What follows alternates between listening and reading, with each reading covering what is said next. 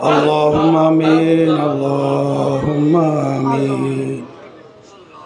اگر از جانب معشوق نباشد کشش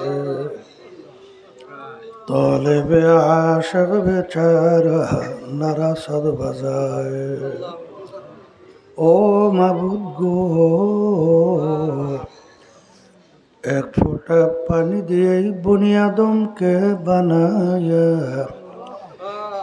এই দুনিয়াতে কয়েকদিন ঘুরাইয়া ফিরাইয়া আবার ওই অন্ধকার কবরে নিয়ে যাইবেন। এই দুনিয়াতে আর কাহাকেও থাকতে দিবেন না। ভাই বলি বন্ধুরে বলি কেউ তো আপন না। ভাবিয়া চিন্তা করিয়া দেখিলাম মাওলা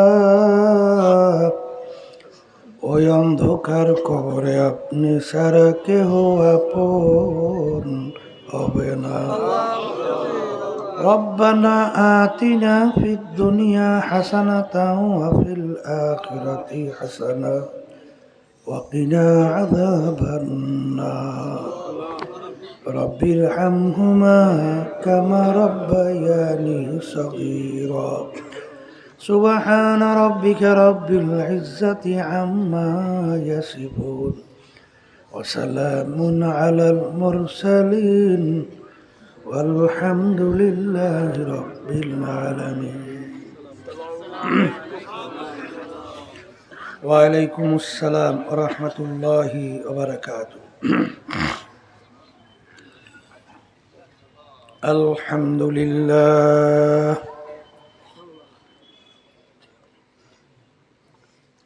الحمد لله نحمده ونستعينه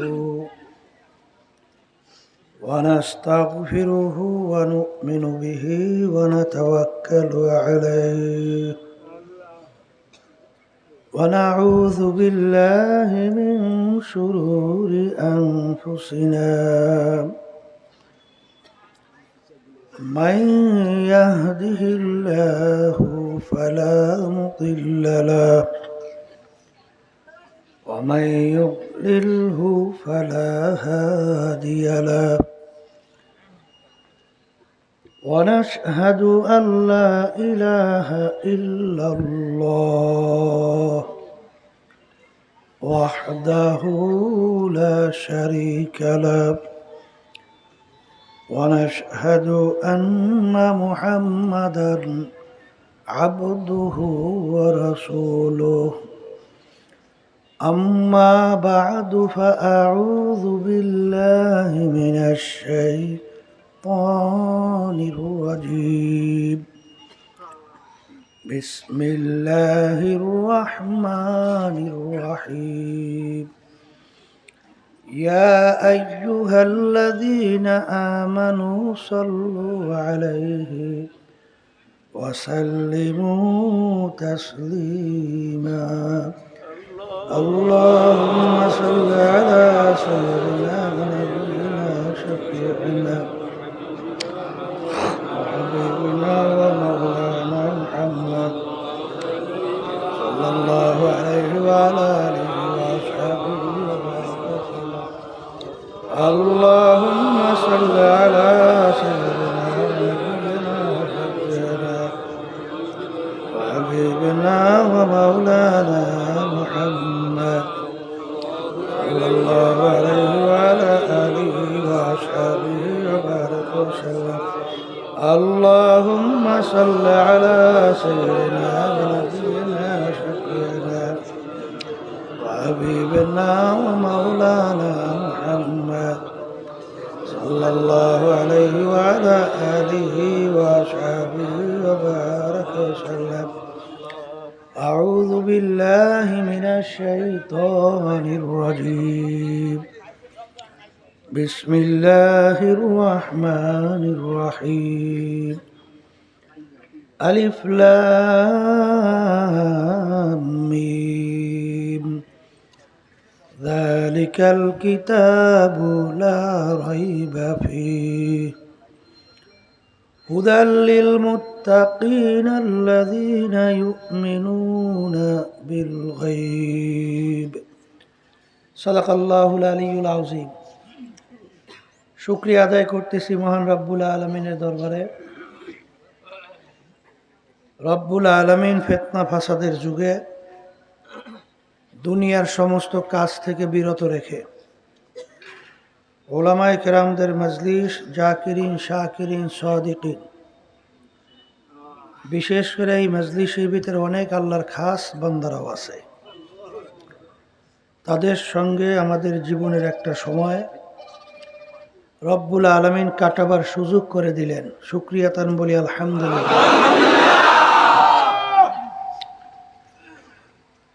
অনেক লোকের কানে মাহফিলে দাওয়াত পৌঁছার পরেও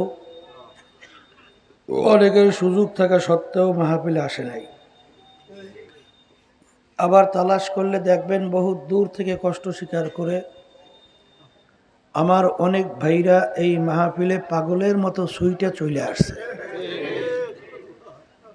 মান জাদ্দা ওয়াজাদা, যে যে জিনিস পাওয়ার জন্য চেষ্টা করে ওই জিনিসে পাইয়াও যায়। দাদাজান আব্বাজান সরবনের জমিনে ঘুমায় আছে। আমার আব্বাজান বলতেন, দিনই মাহফিলে প্রথম থেকে শেষ পর্যন্ত থাইকা বাড়ি বিদায় হয়ে চলে গেলে আমল নামার মধ্যে কমপক্ষে 50 লক্ষ নেকি এরকম জমা হতেই পারে না। নিয়াত যাদের সহি, আল্লাহকে রাজি খুশির উদ্দেশ্যে যারা আসছেন, রব্বুল আলামিন তাদের আমল নামার মধ্যে লক্ষ লক্ষ নেকিও দান করবে। এত নেকি পাওয়া যাবে জানার পরেও আশেপাশে রাস্তাঘাটে, দোকানে, বাজারে, ঘরে অনেক আমার ভাইরা দুনিয়ার বিভিন্ন গল্পের ভিতরে লিপ্ত। কেউ টেলিভিশন সাইরা ড্যান্স গানের ভিতরে লিপ্ত, কেউ বিভিন্ন হারাম কাজের ভিতরে, টাসের আড্ডায়, জুয়ার আড্ডায়, মদের আড্ডায়। সুযোগ ছিল মাহফিলে আসতে পারত, আসে নাই। কারণ হিসেবে আমার আব্বাজান রহমাতুল্লাহি আলাইহি বলতেন, বুঝের অভাব। আর এই বুঝের জন্যই মাহফিলের ব্যবস্থা। আল্লাহ রাব্বুল আলামিনের কাছে দোয়া করেন, রব্বুল আলামিন আপনি আমাদেরকে দ্বীনের সহি বুঝ দান করেন। হাদিসের ভিতরে আসছে, আল্লাহ রাসূল সাল্লাল্লাহু আলাইহি ওয়াসাল্লাম বলছেন, মা ইউরিদিল্লাহু বিহি খায়রান ইউফাক্কিহু ফিদ্দীন। আল্লাহ যাকে ভালোবাসেন, ইচ্ছা করেন, তাকে দ্বীনের সহি বুঝ দান করে। পাশাপাশি একটা কথা মনে রাখা লাগবে, হেদায়েত কিন্তু কোনো পীরের হাতে নাই, কোনো বাবাদের হাতেও নাই, কোনো উস্তাদদের হাতেও নাই। হেদায়েত আল্লাহর হাতে। অনেকে মনে করে পীরের কাছে আসা যাওয়া করি, বাবার দরবারে আসা যাওয়া করি, যথেষ্ট। পীর বা বাবা আমাকে নাজাত করে জান্নাতের ব্যবস্থা করবে, সবাই বলে নাউজুবিল্লাহ। পীর কাকে বলে এটা বোঝা লাগবে। পীর একটা ফার্সি শব্দ, আরবিতে বলে মুর্শেদ, বাংলা অর্থ হলো পথ প্রদর্শক। এক কথায় আপনি চিটাগাংয়ের রাস্তা চেনেন না, যে আপনাকে চিটাগাংয়ের রাস্তা দেখাবে সেই হলো পীর। ওই পথে চলাবে না চলার দায়িত্ব আপনার এবং আমার। আর মানজিলে মাকসুদে পৌঁছাবার মালিক হলো আল্লাহ।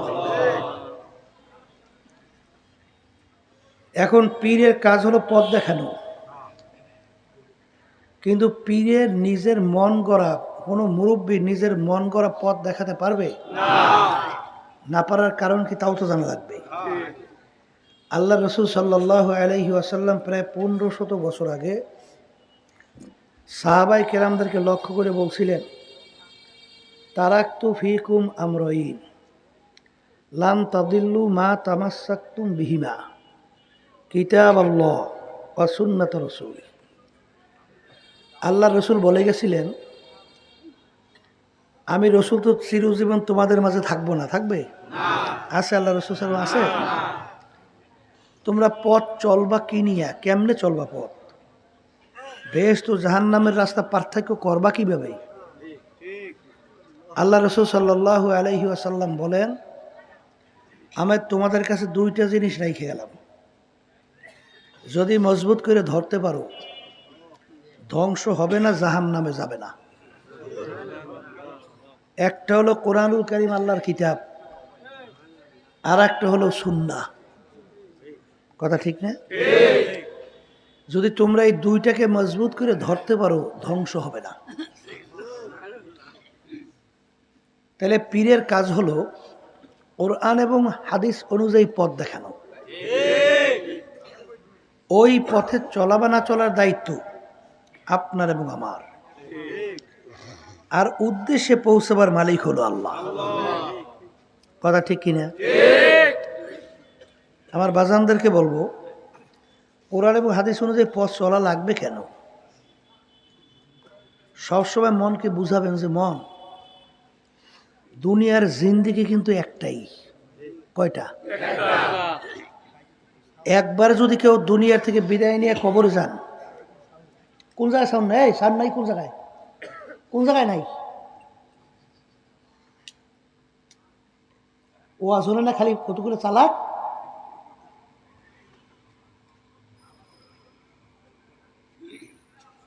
ও আসতে হরি না খালি বই পুরো পুরো করে, আর কলে সাউন্ড নেই, হোমসে সাউন্ড নেই।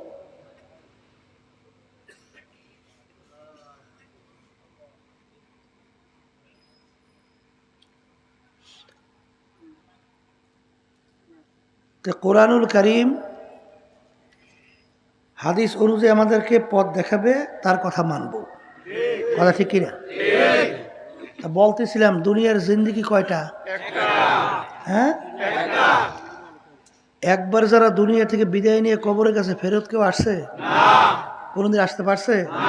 পারবে কোনোদিন? আচ্ছা, দুনিয়ার কাজের ভিতরে কেউ যদি 5 বারও ঠগে,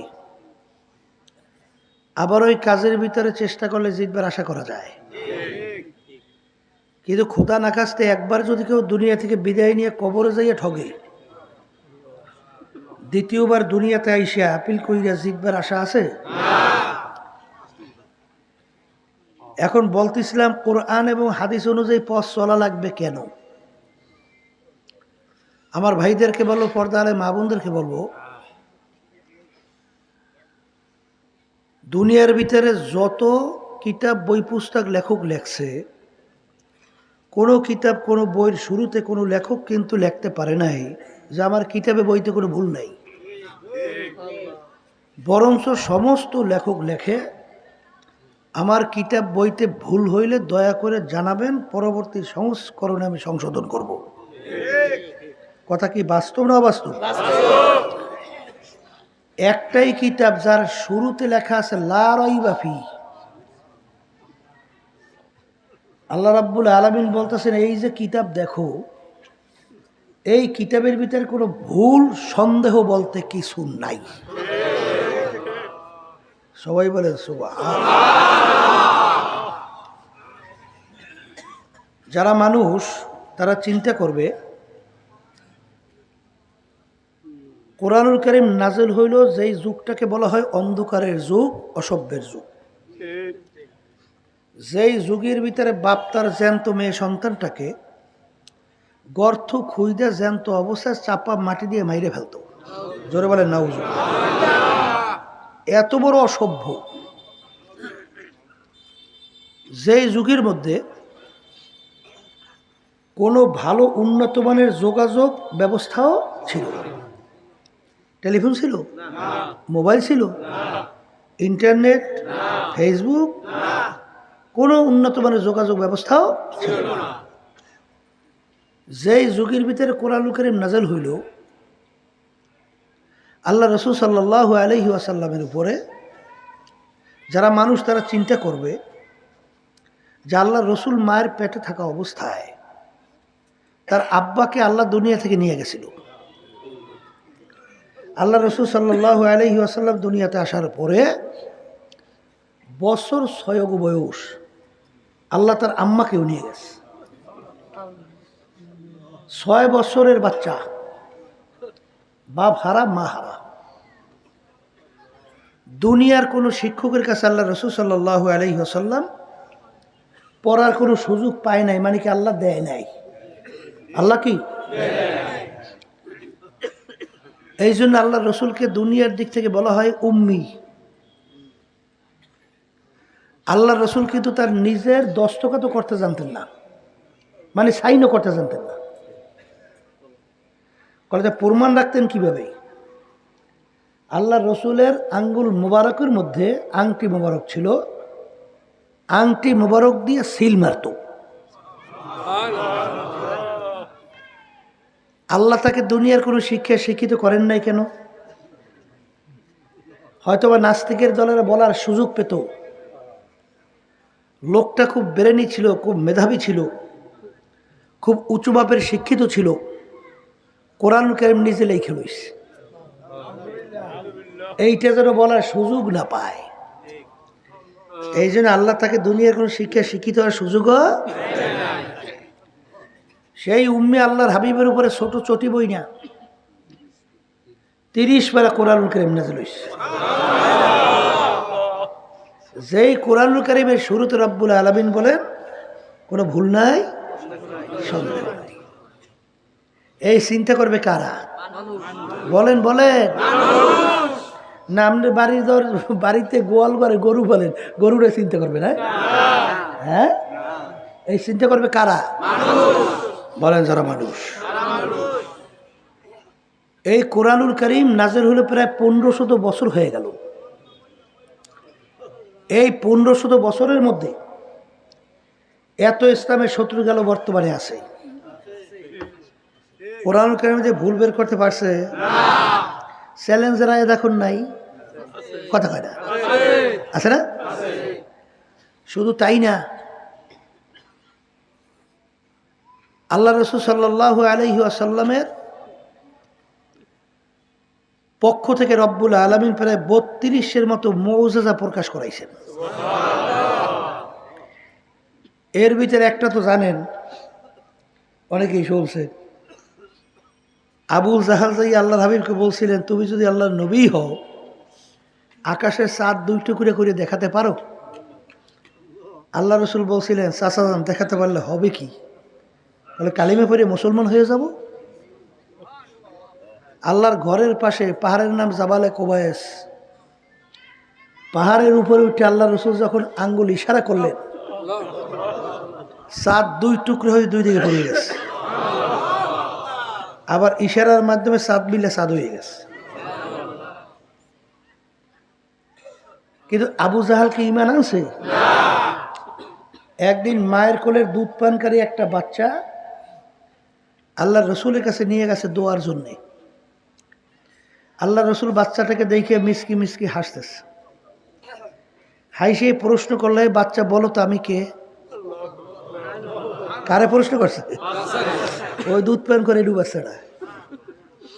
আল্লাহর কুতরা বাচ্চার জবান খুলে গেছে। বাচ্চা বলতেছে, আপনি মুহাম্মদুর রাসূলুল্লাহ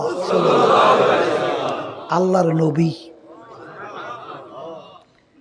এরকম কি পরিমাণ মুজিজা কইছি, প্রায় 32-এর মতো, একটা দুইটা না। একদিন আল্লাহর হাবিবের সামনে আবু জাহেল হাত মুঠ করে বলছিল, মোহাম্মদ তুমি আল্লাহর নবী হলে বলো তো আমার হাতের মুঠার মধ্যে কি? আল্লাহ রসুল বলছিলেন, চাচা যান, বলতে পারলে হয় কি? বলে কালিমা পড়ে মুসলমান হব। আল্লাহ রসুল সাল্লাল্লাহু আলাইহি ওয়াসাল্লাম হাতের মুঠার দিকে ইঙ্গিত করে বললেন, হে হাতের মুঠা কি আছে বলো।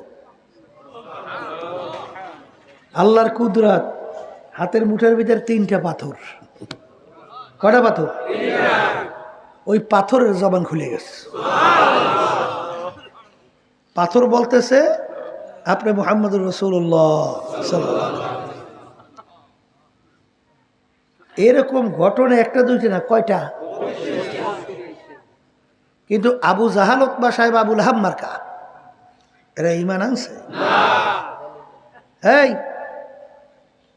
আমার বাজানদেরকে বলো, পর্দা আলে মা বোনদেরকে বলবো, এখনো কোরআনুল কারীম আমাদের মাঝে আছে না নাই?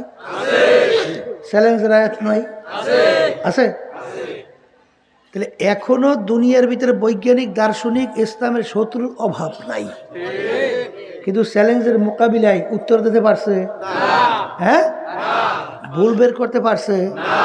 তা যদি না পারে কোরআনুল কারীম সত্য প্রমাণিত, ঠিক কিনা? তাই কোরআনুল কারীম যদি সত্য প্রমাণিত হয়, দুনিয়ার জিন্দেগি কয়টা? আসতে কয় হ্যাঁ, একবার যদি কেউ যাইয়া দুনিয়ার থেকে বিদায় নিয়ে কবরে যাইয়া ঠকে, যেবার আশা আছে কার কার? নাই।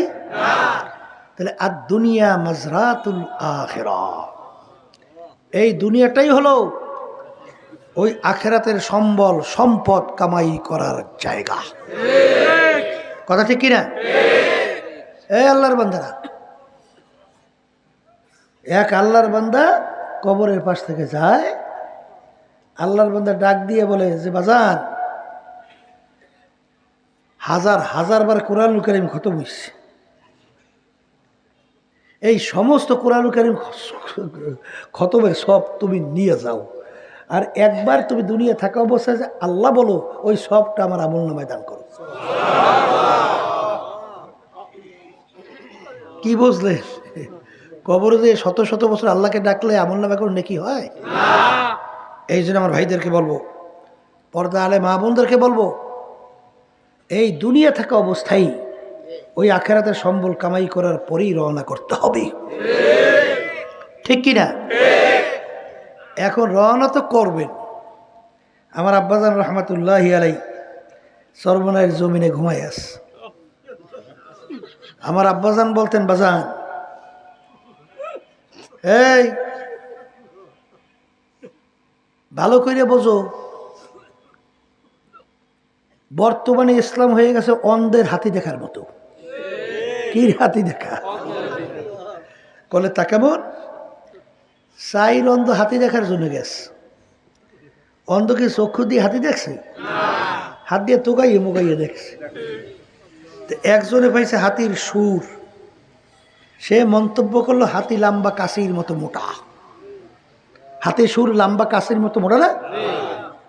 আর একজনে পাইছে হাতির পা, সে মন্তব্য করলো হাতি খাম্বার মতো মোটা। আর একজনে হাতির কান পাইছে, সে মন্তব্য করে হাতি কুলার মতো চ্যাপটা। এরকম কুলার মতো চ্যাপটা না? আর একজনে হাতির শরীর পেয়েছে, মন্তব্য করে হাতি ঘরের মতো। চাইর অন্ধ একাত্রিত হয়েছে। একজন আরেকজনকে জিজ্ঞেস করে, হাতি কেমন দেখলা? যে সুর দেখছে সে বলে, হাতি দেখলাম তো লম্বা কাশির মতো মোটা। আর একজনে বলে, কিছুই দেখো নাই, হাতি তো খাম্বার মতো মোটা। কি দেখছে? আর একজনে, তুমি কিছুই দেখো নাই, হাতি তো কুলার মতো চ্যাপটা, কান দেখছে। আর একজনে বলে, তুমি তো কিছুই দেখো নাই, হাতি তো ঘরের মতো শরীর দেখছে। ঝগড়া বাজছে। চোখ খোলা ব্যক্তি পাশ দিয়ে যায়, তোরা ঝগড়া করস কেন? চোখ খোলা ব্যক্তি জিজ্ঞাসা। তখন একজন বলে যে আমি যে দেখলাম হাতি এরকম, আর একজনে বলে এরকম, আর একজনে বলে এরকম। চোখ খোলা ব্যক্তি বিষয়টা বুঝতে পারছে, আসলে ওরা তো চক্ষু দিয়ে হাতি দেখে নাই, দেখছে কি দিয়া? যে যেভাবে দেখছে মন্তব্য তাই করতে আস। তখন চক্ষু খোলা ব্যক্তি বিষয় বলে, তোমরা কেউ ঝগড়া কইল না, আসলে পূর্ণ হাতি তোমরা কেউ দেখো নাই। ওই চাইরো জিনিস মিলা তার নাম হইল হাতি। কথা ঠিক কিনা? তা বর্তমানে ইসলাম হইছে অন্ধের হাতি দেখা। কথা কেমন? মা আতাকুমুর রাসূলু ফাখুযুহু ওয়া মা নাহাকুম আনহু ফান্তাহু। আল্লাহ রাসূল সাল্লাল্লাহু আলাইহি ওয়াসাল্লাম যাহা কিছু নিয়ে আসছেন পুরাপুরি আঁকড়াইয়া ধরা লাগবে, যার থেকে নিষেধ করছেন পুরাপুরি তার থেকে ফিরতে হবে। কথা ঠিক? আচ্ছা, জাবালে রহমতের গোড়ায় আল্লাহ রাসূল সাল্লাল্লাহু আলাইহি ওয়াসাল্লাম তার বাহনের উপরে দাঁড়াইয়া প্রায় ১৬ লক্ষ সাহাবায়ে কেরামদের উপস্থিতিতে এই আয়াত শরীফ তেলাওয়াত করছিলেন। আল-ইয়াওমা আকমালতু লাকুম দীনাকুম ওয়া আতমামতু আলাইকুম নি'মাতি ওয়া রাদিতু লাকুমুল ইসলামা দীনা। এ আমার উপস্থিত সাহাবায়ে কেরাম, এ কিয়ামত পর্যন্ত উম্মতেরা, আজকের এই দিন ইসলাম বা দিন পরিপূর্ণ হয়ে গেল। সবাই বলেন সুবহানাল্লাহ। দিন কি হয়েছে? কোন কোন? আচ্ছা, দিন পরিপূর্ণ, এর অর্থ কি? দিনের বাড়তি কমতি আর কোনো দিক নাই, কথা ঠিক? এখন আল্লাহ রাসূল সাল্লাল্লাহু আলাইহি ওয়াসাল্লাম আয়াত শরীফ তেলাওয়াত করে শুনান। আল-ইয়াওমা আকমালতু লাকুম ইয়া আইয়ুহাল্লাযীনা আমানু দুখুলু ফিস-সিলমি কাফা। হে ঈমানদারেরা, যারা আল্লাহকে বিশ্বাস করো, আখিরাতকে বিশ্বাস করো, এখন তোমরা দিনের ভিতরে পুরোপুরি ঢোকো। এখন দিনের ভিতরে পুরা কি? এই আয়াতের শানে নজরুল সবসময় মনে রাখেন, ঠিক কিনা? এই আয়াত নাযিল হয়, অবতীর্ণ হয় আব্দুল্লাহ ইবনে সালাম রাদিয়াল্লাহু তাআলা আনহু তার শানে। আব্দুল্লাহ ইবনে সালাম রাদিয়াল্লাহু তাআলা আনহু প্রথম বয়সে তিনি ইহুদি ধর্মের লোক ছিল, পরবর্তীতে তিনি কালিমা পড়ে মুসলমান হয়ে গেছে। ইহুদি ধর্মের মধ্যে ধর্মীয় উটের গোশত খাওয়া ছিল হারাম। যেমন আমাদের মুসলমান ধর্ম, কুত্তার গোশত কি হারাম? হ্যাঁ, আচ্ছা, ইহুদি ধর্মের ভিতরে উটের গোশত কি হারাম? ধর্মীয়। আমরা কুকুরের গোশত হারাম জানি, ওর প্রতি আমাদের একটা ঘৃণা আছে না? এ কুত্তা যদি কেউ উন্নত মানের বাবুর্চি, উন্নত মানের মশলা এই দিয়ে ফাঁক করি আপনারা আমার সামনে নিয়ে আসায়, খাইতে পারবেন? কে রাখে না? খাইবেন না, খালি বমি আইবে। হ্যাঁ, কারণ কি? ওর প্রতিটা ঘৃণা। তা আব্দুল্লাহ ইবনে সালাম রাদিয়াল্লাহু তাআলা আনহু ইহুদি ধর্মের ভিতরে থাকা অবস্থায় উটের গোশত কি ছিল? হারাম। ঘৃণা আছে না নাই? আছে। মুসলমান হওয়ার পরে এখন উটের গোশত মুসলমান ধর্মের মধ্যে কি হারাম? এই বিবাদ হইছে না? তার ঘৃণা তো আছে না? ঘৃণা গেছে?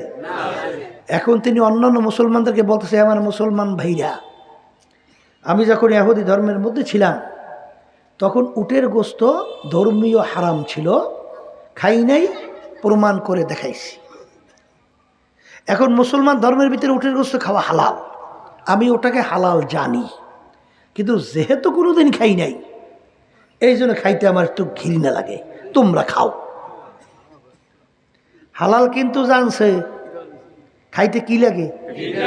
মুখ খুলে বলেন, হালাল কিন্তু জানছে, খাইতে কি লাগে? এই শব্দের পরিপ্রেক্ষিতে আল্লাহ রাব্বুল আলামিন এই আয়াত নাযিল করে।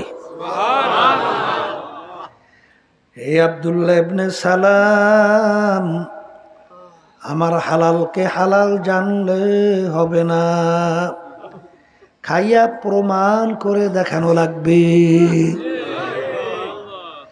যতক্ষণ পর্যন্ত খাইয়া প্রমাণ করে দেখাতে না পারবে, এই মুসলমানিতে আমার কাছে কোনো কাজ হবে না। কথা ঠিক? এখন আমার বাজানদেরকে বলবো, আল্লাহ রাসূল সাল্লাল্লাহু আলাইহি ওয়াসাল্লাম যাহা কিছু নিয়ে আসছেন আঁকড়েই ধরো, যার থেকে নিষেধ করছেন ফেরো। কথা ঠিক? এই আল্লাহ রাসূল সাল্লাল্লাহু আলাইহি ওয়াসাল্লামের মৌলিক 4টা কাজ ছিল। জোরে বলেন, কয়টা? মুখস্থ করে। 1 নম্বর মুখস্থ করেন দাওয়াত, 2 নম্বর তালিম, 3 নম্বরে তাজকিয়া নফস, 4 নম্বরে জিহাদ। 4 নম্বর কি? অন্ধের হাতি দেখা, অন্ধের এক শ্রেণী আমার বাজানরা শুধু দাওয়াতের মধ্যে আছে, তালিম, তাজকিয়া নফস, জিহাদের মধ্যে নাই। এক শ্রেণীর মাদ্রাসা খুললিয়া শুধুমাত্র তালিম দেয়, দাওয়াত, তাজকিয়া নফস, জিহাদে নাই। এক শ্রেণী খানকা খুলছে পীর মুরিদি, শুধু আত্মশুদ্ধি করে, দাওয়াত তালিম জিহাদ নাই। এক শ্রেণীর রাস্তায় নামছে শুধু জিহাদ, ওর 3.5 হাত বডির ভিতরে ইসলাম নাই। পাগলামি বোঝেন কিছু? জিহাদ জিহাদ করে ফাটায় রাস্তা। আল্লাহ কয় কু আনফুসাকুম ওয়া আহলিকুম নার, আগে নিজে জাহান্নামের আগুন থেকে বাঁচো, এরপর আহাল পরিবার পরিজনকে বাঁচাও। নিজের 3.5 হাত বডির ভিতরে ইসলাম ফিট করতে পারে নাই, হে সমাজে রাষ্ট্রের ভিতরে ইসলাম প্রতিষ্ঠা করে। এ ধোকাবাজি না? কথা কয় না? এ ধোকাবাজি নাকি? হ্যাঁ, এই জন্য আমার বাজানদেরকে বলবো, দাওয়াত লাগবে, তালিম, তাজকিয়া নফস, জিহাদ। আমার বাজানদেরকে বলবো, এক শ্রেণী বর্তমানে বাংলাদেশে বলে আছে, এখনো শোনা যায়, হুজুর আবার রাজনীতি করে কা?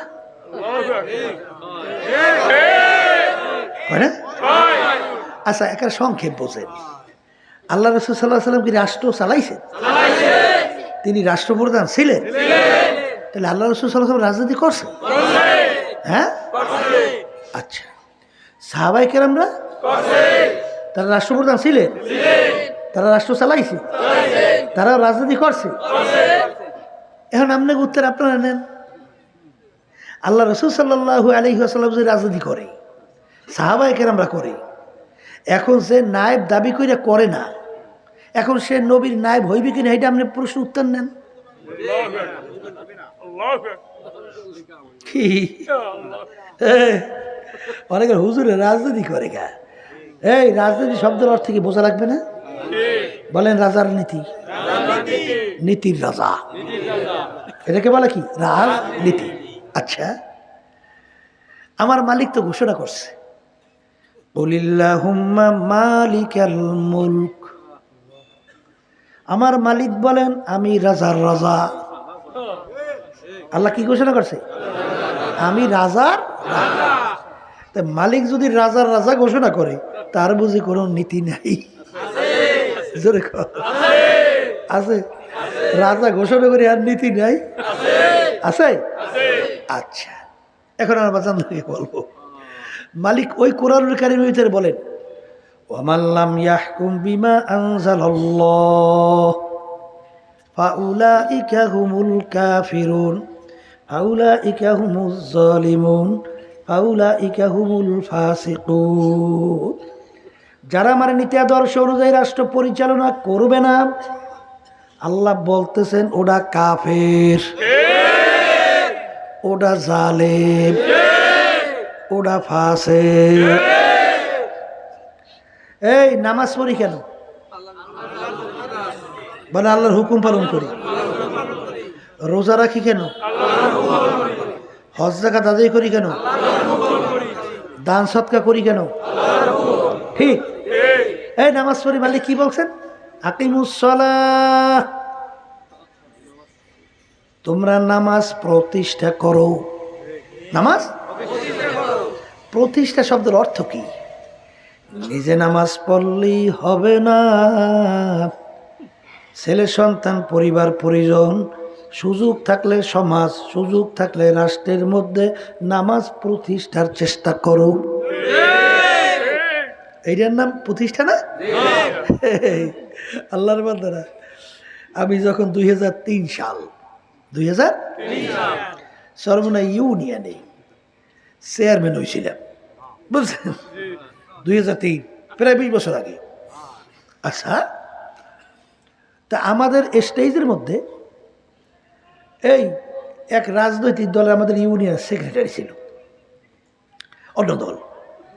সে এসে আমাদের স্টেজে বক্তব্য দিতে আসছিল, আমার কথা উল্লেখ করিয়া যে সে যদি চেয়ারম্যান হয়, এলাকার উন্নয়ন কি হবে তা আমি জানি না, তবে নামাজের সংখ্যা বাড়বে।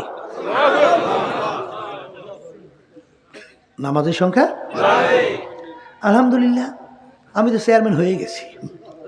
চেয়ারম্যান কি হয়ে যাওয়ার পরে এখন চেয়ারম্যান এলাকার উল্লেখযোগ্য লোকদেরকে নিয়ে সালিশ ব্যবস্থা করে না?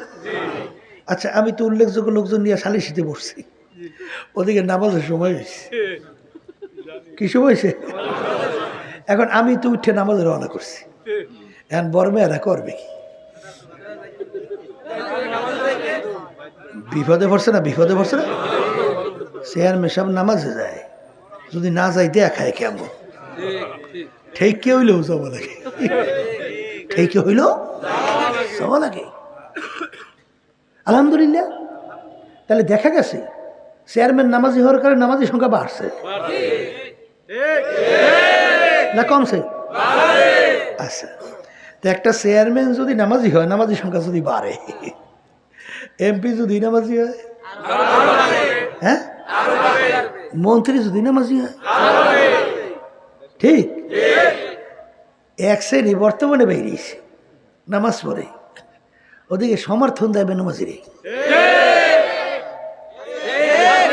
আপনাকে এলাকায় নাই? মাশাআল্লাহ, ভালো হয়েছে। আপনাকে এলাকায় আছে? আচ্ছা, এই একটা কবুতর পাখি ছাড়িয়ে দেবেন, ওর জোড়া হইবে যে শালিক পাখির লাগে। একটা ঘুঘু পাখি ছাড়িয়ে দেবেন, ওর জোড়া হইবে কি? তাহলে ঘুঘুর জোড়া ঘুঘুর লাগে, কবুতরের জোড়া কবুতরের সঙ্গে, নামাজের জোড়া নামাজের সঙ্গে। নামাজের জোড়া বেনামাজির লাগে ওই কেমনে?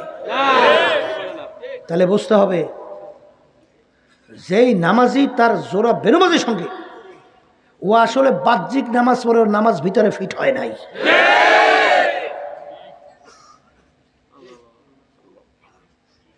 নামাজি কোনো সময় বেনামাজির সাথে সম্পর্ক থাকতেই পারে না, তার সঙ্গে জোড়া হতেই পারে না। এক শ্রেণী বর্তমানে বেরিয়েছে নামাজ পড়ে, ওদিকে যখন নাকি ফাসেক তাদের প্রশংসা করে, মনে হয় কি প্রশংসা তো মনে আল্লাহর ওলি সবাই মতো নাজেল হইছে, ওরে প্রশংসা সে ভালো লোক আর নাই, মনে হয় আল্লাহ ওলি নাজেল হইছে সবাই মতো। কপাল পরা সই না রাখো। হাদিসের ভিতরে আর আল্লাহ রাসূল সাল্লাল্লাহু আলাইহি ওয়াসাল্লাম বলেন, যখন ফাসেকদের প্রশংসা করা হয়, আমার মালিকের আরশ থরথর করে কাঁপতে থাকে। আমি বলিনি, আল্লাহ রাসূল সাল্লাল্লাহু আলাইহি ওয়াসাল্লাম বলছেন, আমি শুনাইতেছি। পাগলামি মনে করছে? হ্যাঁ,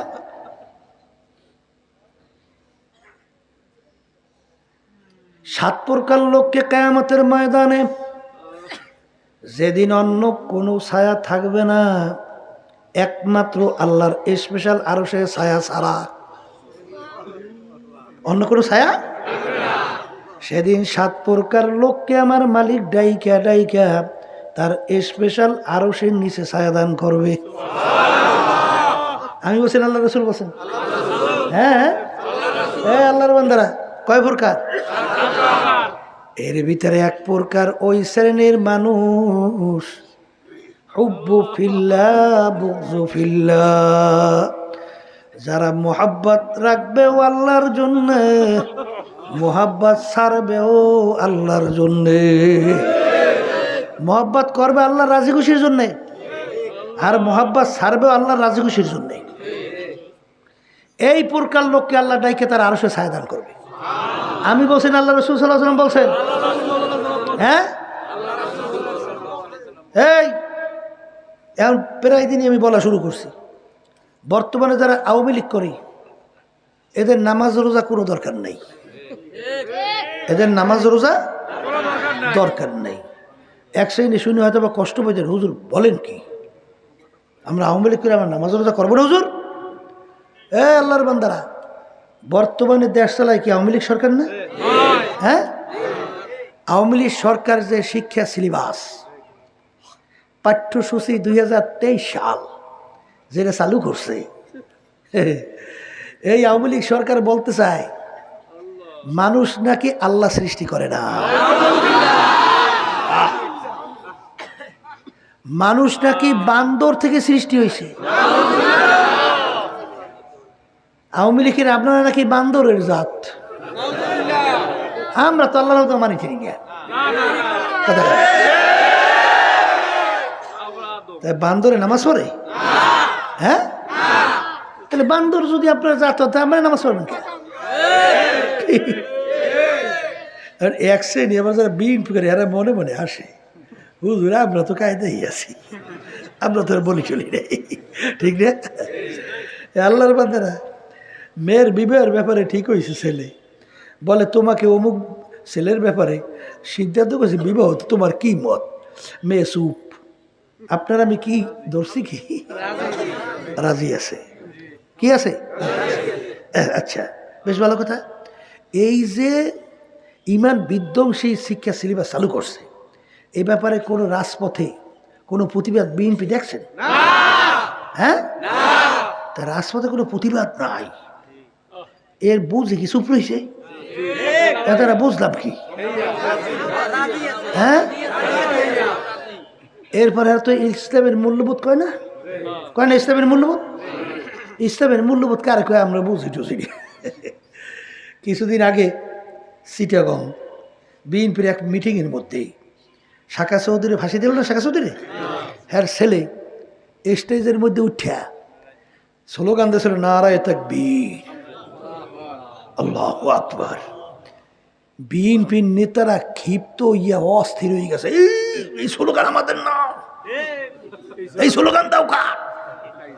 আমাদের স্লোগান, মানে আল্লাহর নাম বলন্দ করো, এইটাও সহ্য করতে পারে না। ইসলামের মূল্যবোধ না, আসতে কয় হ্যাঁ, আল্লাহর নাম সহ্য করতে পারে না, ইসলামের মূল্যবোধ। আচ্ছা, এরপর তো এই মহাসচিব বলছিল আমরা শরিয়া আইনে বিশ্বাসী না, শোনেন নাই? আচ্ছা গেল না। এরপরে আপনারা জানেন ঘটনাক্রমে আল্লাহর বান্দারা, নূপুর শর্মার নাম শুনছেন? ভারতের কুলাঙ্গার, এই বর্তমান বিজেপি যে সরকার, সেই দলীয় মহিলা এক কুলাঙ্গার নেত্রী। কিছুদিন আগে আল্লাহ রাসূল সাল্লাল্লাহু আলাইহি ওয়াসাল্লামের বিরুদ্ধে কটূক্তিমূলক আলোচনা করলো না? তাম দুনিয়ার থেকে তার প্রতিবাদ আসছে, এমনকি হিন্দুরা পর্যন্ত প্রতিবাদ করছে। কিন্তু ইসলামের মূল্যবোধ দাবি করি আর প্রতিবাদ করছে আমরা শুনছে? আমরা দেখিনি, শুনছেন? শুনেন নাই। এই জন্য আর বাজানদেরকে ভালো, পর্দা আলে মা বোনদেরকে বলবো, ভালো করে বোঝা লাগবে, এরপর কবরে রওনা করা লাগবে, ঠিক না? দল করি এই ওই পর্যন্ত করব যতক্ষণ আল্লাহ এবং আল্লাহ রসুলের পক্ষে থাকবে, ইসলাম মুসলমানদের পক্ষে থাকবে। যখন আল্লাহ এবং আল্লাহ রসুলের বিরুদ্ধে, ইসলাম মুসলমানদের বিরুদ্ধে নাই, কথা ঠিক কিনা? হুব্বু ফিল্লাহ বুগযু ফিল্লাহ, মোহাব্বত রাখবেও আল্লাহর জন্যে, মোহাব্বত ভাঙবেও আল্লাহর রাজি খুশির জন্যে। আমার আব্বাজান রহমাতুল্লাহ আলাইহি চরমনার জমিনে ঘুমায় আছে। আমার আব্বাজান বলতেন, হে কবরের যাত্রীরা, যতক্ষণ পর্যন্ত আমি ফজলুল করিম তোমাদেরকে কোরআন এবং হাদিস অনুযায়ী পথ দেখাবো, ততক্ষণ পর্যন্ত তোমরা আমার কথা মানবা। আর যখন কোরআন এবং হাদিসের বাহিরে পথ দেখাবো, আমার থেকে তোমাদের সইরা ভাইগা যাওয়া অজীব হয়ে যাবে। পুরান মোজাই শুনছেন? কে রাখেন হাতুরেন তো দেন, কত দর্শক দেখেন। আমার আব্বাজান রহমাতুল্লাহ আলাইহি বলতেন, বাজান কবরে কিন্তু কোনো দলাদলি নাই, কেউ যদি কবরে পরিচয় দেয় আমি চরমনায়ের মুরিদ, আসতে কয় হ্যাঁ, আমি সারসিনার লোক, আমি ফুরফুরা, আমি জৈনপুর, আমি আটরশি, আমি রাজারবাগ, দেওয়ানবাগ, চন্দ্রপাড়া, সুরেশ্বর, আমি মাইজভান্ডার, তাইলে আমি আওয়ামী লীগের লোক। এইটা কইলে ফেরেশতার বোঝা ফেলা হইতে পারে। একদাস হইবে না ফিটে ফিটি?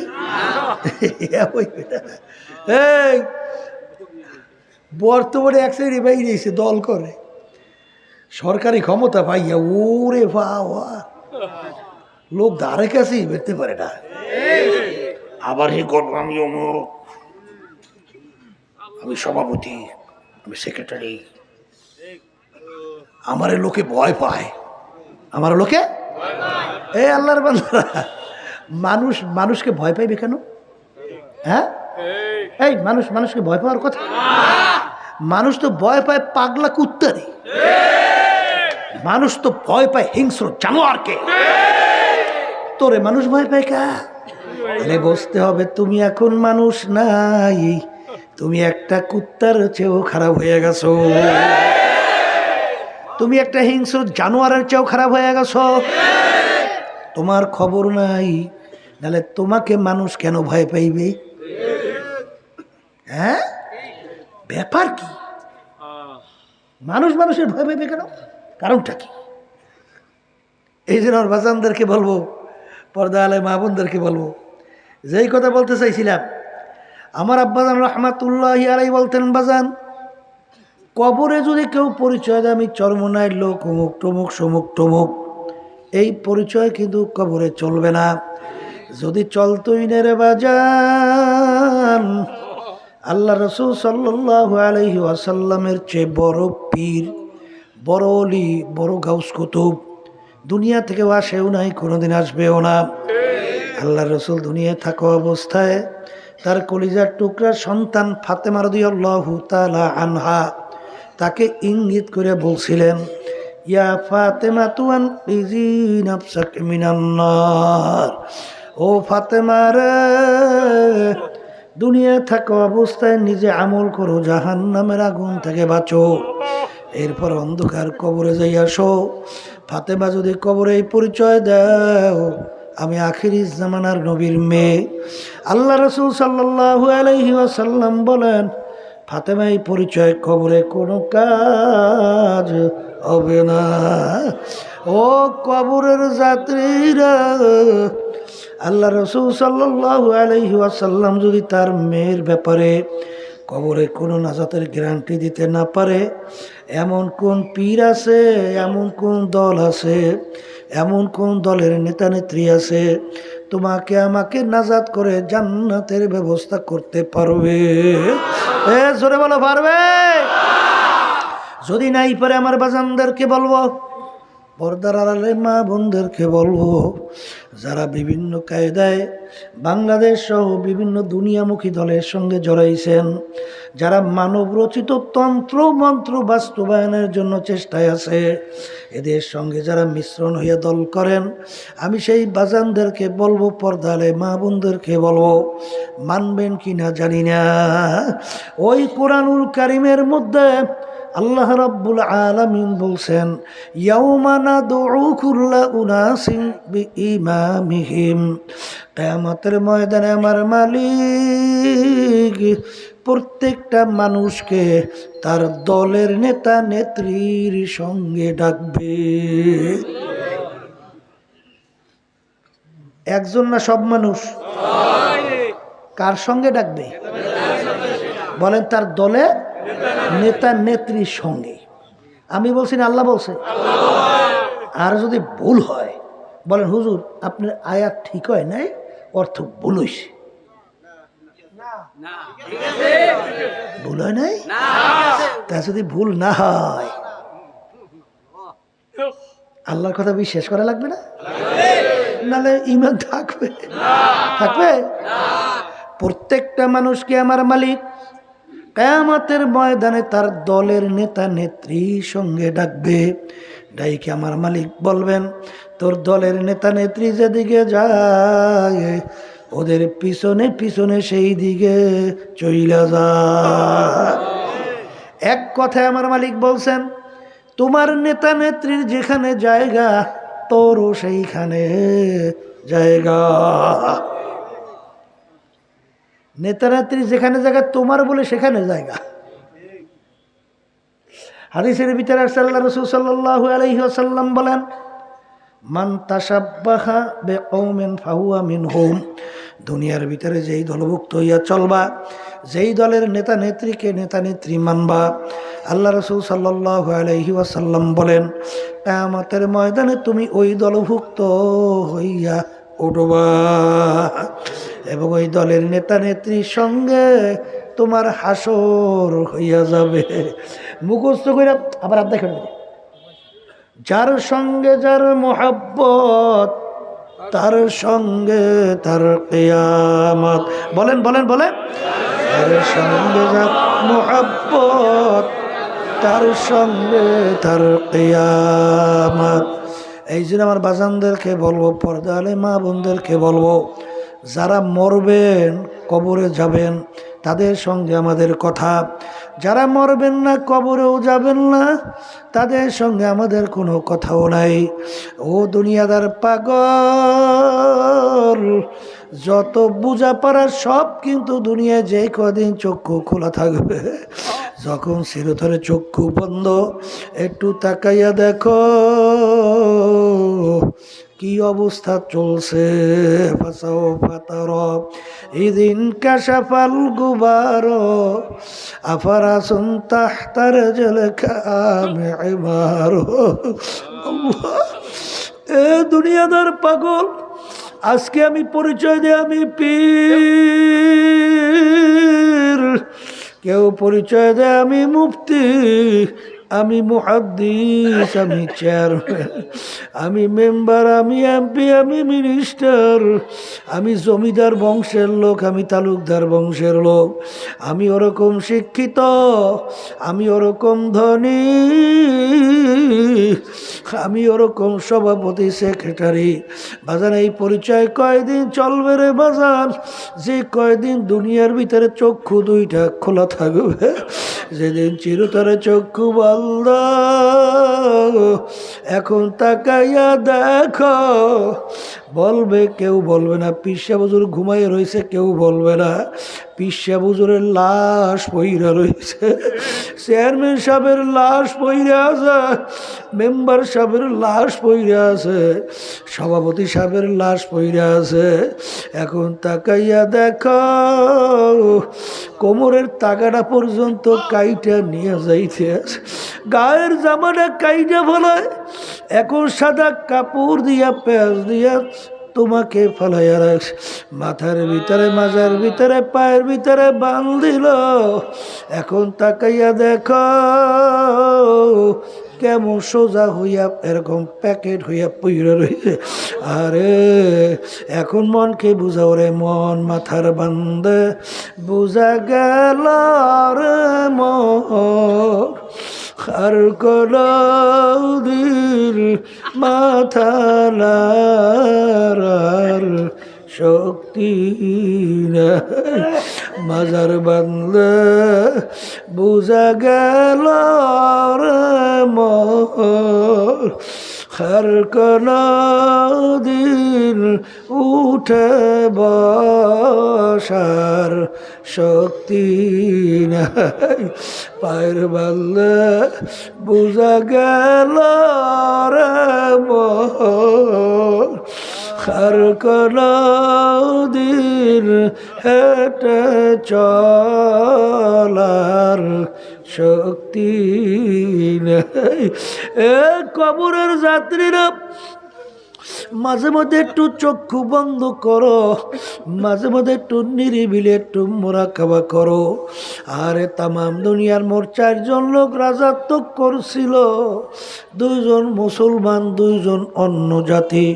এর ভিতরে একজন বাদশা সেকান্দার বা ইস্কান্দার বাদশাহ ইন্তেকালের আগে ওসিয়াত করলো, মৌতের পরে গোসল করাইয়া কাপড় পরাইয়া খাটে উঠাইয়া হাত ধরে একটু বাহিরে রেখা শহর ঘুরাইয়া দাফন করার জন্যে। তিনি দুনিয়ার থেকে বিদায় হওয়ার পরে খাটের ভিতরে উঠাইল, হাত বাহিরে রেখা শহর ঘুরায়। যারা বোঝে না তারা বলে, দেখছ আজীবন বাচ্চা আমাদের থেকে খাজনা এবং ট্যাক্স নিল, এখন মরার পরেও কেমন হাত পাইতে আছে, মনে হয় খাজনা এবং ট্যাক্স চায়। বিজ্ঞ আলেমরা বলো, বোকারা তোমরা তো বুঝো নাই, বাদশা সেকান্দার ইন্তেকালের আগে ওসিয়াত করছিল মৌতের পরে হাত বাইরে রেখে ঘুরাইয়া দাফন করার জন্যে। তিনি তামাম দুনিয়ার মানুষকে বুঝাতে চায়, ও তামাম দুনিয়ার মানুষেরা, আমি বাদশা সেকান্দারের মতো এত বড় বাদশা মনে হয় দ্বিতীয়বার কেউ হইতে পারবি না, তামাম দুনিয়ার বাদশাহী করলাম, কিন্তু যখন কবরে রওনা করলাম একেবারে 2টা খালি হাত নিয়ে কবরে রওনা করলাম। আল্লাহ আর কিছুই নিতে পারলাম না। ও মুসাফির বাল্য গাঠুরে বহুদূর ঠিকানা আজ বিজানা কাল বিজানা কবর আখের ঠিকানা। বাজার আমার আব্বাজান রহমাতুল্লাহ আলাইহি বলতেন, যেই মামলার তদবির নাই ওই মামলারও কিন্তু খালাস নাই। বাজান আমার আব্বাজানের মুখে শুনছিলাম, আমার দাদাজান রহমাতুল্লাহ আলাইহি তার কথা বলছিলেন। আমার দাদাজান রহমাতুল্লাহ আলাইহি ইন্তেকালের আগে আগে চোখের উপরে বৈশা পাশেই কবরস্থান তাকাইয়া তাকাইয়া দুই চোখ দিয়া বাইয়া বাইয়া টপ টপ কইরা পানি পড়ে, আর করুণ সুরে মাওলার দিকে ফিরা ফিরা ডাক দেয়, আর করুণ সুরে ডাক দেয়, ওরে আমার মাওলারা, ওরে আমার মাশউকরা, তুমি যদি মাপ নাই করো ওই অন্ধকার কবরে আমি একা কেমন থাকব রে। এই যে আমার বাজানদেরকে বলবো, পর্দা আলাই মা বোনদেরকে বলবো, এই কবরের যাত্রীও আমার বড় লোক বাবারা, আজকে যে আমরা সূর্য দেখতেছি, এই সূর্য দুনিয়ার থেকে 9,30,00,000 মাইল দূরে আছে। সূর্যের যেদিকে তাপ বেশি উপরের দিকে, তাপ কম নিচের দিকে। গরমের দিনে দুপুরের সময় তাপ কমওয়ালা সূর্য যখন দুনিয়ার দিকে তাপ দেওয়া শুরু করে, জমিনের ভিতরে গাছপালা ভরায় জমিন, পানিতে মাটিতে ভরা জমিন, ঘরবাড়িতে ভরা জমিন। এই জমিনের 9,30,00,000 মাইল দূর থেকে যখন ঠান্ডা জমিনের ভিতরে সূর্য তাপ দেওয়া শুরু করে, তোমার আমার সূর্যের তাপে কলিজা শুকাইয়া পানির জন্য অস্থির হইয়া যায়। বাজান ওই সময় যদি 1 ঘন্টা কাউকে টিনের চালে বাইন্ধা রাখা হয়, মনে হয় আর জ্যান্ত তালাশ করে পাওয়া যাবে না। এ দুনিয়াদার পাগল, আল্লাহ রাসূল সাল্লাল্লাহু আলাইহি ওয়াসাল্লাম বলেন, কিয়ামতের ময়দানে আমার মালিক এই সূর্য 1 হাত বা 1.5 হাত মাথার উপরে উপর করে ছাইরা দেবা। সাইরা দিয়ে আমার মালিক বলবেন, ও সূর্য তোর ভিতরে যত তাপ আছে সাইরা দাও, নাফরমান বুঝুক আমি মাওলা কেমন। কিয়ামতের ময়দানে ঘর নাই, বাড়ি নাই, গাছ নাই, পানি নাই, বাগুন নাও কোনো জায়গা নাই। কিয়ামতের ময়দানের জমিন তামার জমিন হবে। সূর্যের তাপে তামার জমিন পুইরা লাল চামড়ার মতো লাল হইয়া যাবে। আল্লাহ আপনি আমাকে আমাদের সবাইকে মাফ কইরা দিয়ে, ওই সূর্যের তাপে নাফরমানদের তালুটা টাস টাস কইরা ফাইটা মগজগুলা ভাতের মতো উতলাইয়া বাইয়া বাইয়া পড়তে থাকবে। লা ইয়ামুতু ফিহা ওয়ালা ইয়াহইয়া, মানুষ বাঁচবেও না মরবেও না। এই জন্য আমার বাজানদেরকে বলবো, পর্দা আলেম মা বোনদেরকে বলবো, আল্লাহর ওলিদের ইতিহাস পইরা দেখেন, সাহাবায়ে কেরামদের ইতিহাস পইরা দেখেন। বাজান তারা কানতে কানতে দুনিয়ার থেকে বিদায় নিয়ে কবরে চলে গেছে। আল্লাহ বাজান, তুমি আর আমি গুনার পর গুনাহ কইরা যাইতেছি, কই জাহান্নামের কথা মনে কইরা, আমার মালিকের আযাব গজবের কথা মনে কইরা একটু চোখেও তো পানি আসে না রে বাজান। বাজান ভালো কইরা মনকে বুঝো রে মন, যেই মামলার তদবির নাই ওই মামলারও কিন্তু খালাস নাই। এই জন্য আমার বাজানদেরকে বলবো, পর্দা আলে মা বোনদেরকে বলবো, আমার মালিক যখন মাহফিলে নিয়ে আসছেন বাজান, আমার মাওলা বড় দয়ার মাওলা, আমার মাওলা বড় মায়ার মাওলা। যদি মাপ চাওয়ার মতো চাইতে পারো, পাহাড় পরিমাণ যদি গুনাহ হইয়া থাকে, আমার মালিক শুধু গুনাহ মাফ করবেন তাই না, সমস্ত গুনাহকে আমার মালিক নেকের দ্বারা পরিবর্তন কইরা দিবে। আল্লাহুম্মা আমিন। এই ঘরের মেয়ে লোকের হাত উঠাও, গুনার কথা মনে করো, দুই চোখের পানি ফালাও, আর মালিকের দরবারে কান্দো আর মাপ চাও। যদি কান্না না আসে মনকে বোঝাও, ওরে মন একদিন এই ঘরের দরজা দিয়া নতুন বউ হয়ে উঠছিল রে মন, কত মেয়ে লোকে শরবত খাওয়াইল, কত মেয়ে লোকে বাতাস করলো, আবার এমন একটা দিন আসবে এই ঘরের দরজা দিয়া মরা লাশ হইয়া বের ছেলে কানবে মামা করে, মেয়ে কানবে মামা করে, জবাব তো আর দিবা না। আল্লাহ আপনি একটু এই মাঠের দিকে চাইয়া দেখে, আল্লাহ একটু চাইয়া দেখে, আল্লাহ একটু মাঠের দিকে চাইয়া দেখে আপনার বান্দারা কিভাবে কান্না। মালিক আমাদের ছেলেও মরে নাই, মেয়েও মরে নাই, গুনাহ করে বসছি রে, মাফ করে দেন গো মাওলা, মাফ করে দেন। এ আল্লাহর বান্দারা জোর করে কান্দে রে, আল্লাহর বান্দারা। সন্তান মারা গেলে চোখে পানি আসে, সম্পদ নষ্ট হয়ে গেলে চোখের ভিতরে পানি আসে, তোমার আমার গুনাহ কারণে জাহান্নামের আগুন জ্বলছে, ওই জাহান্নামের আগুন চোখের পানি সারা টানলা। আল্লাহ যাদের ছেলে মাহফিল হইল, যারা মাহফিলের জন্য চেষ্টা কাটি সাহায্য করলো, আমরা যারা মাহফিলে উপস্থিত হয়ে গেলাম, সবার উপরে খাস মেহেরবানি নাজর করেন আল্লাহ। আল্লাহ আমাদের আম্মা আব্বা আত্মীয় স্বজনরা কবরে শুয়ে রয়েছে, আল্লাহ সবার কবরকে বেহেশতের বাগান বানায় দেন। আল্লাহ আমাদের সকলের মেয়েদের ছেলেদেরকে আপনি দিনদার হিসেবে কবর করে না আল্লাহ, সে আমাদের থেকে সবাইকে দিনদার হিসেবে কবর করে না আল্লাহ, অসুস্থ সুস্থ করে দেন আল্লাহ, মাহফিলকে হেদায়েতের জরিয়া বাড়াইয়া দেন। سبحان ربك رب العزة عما يصفون وسلام على المرسلين والحمد لله।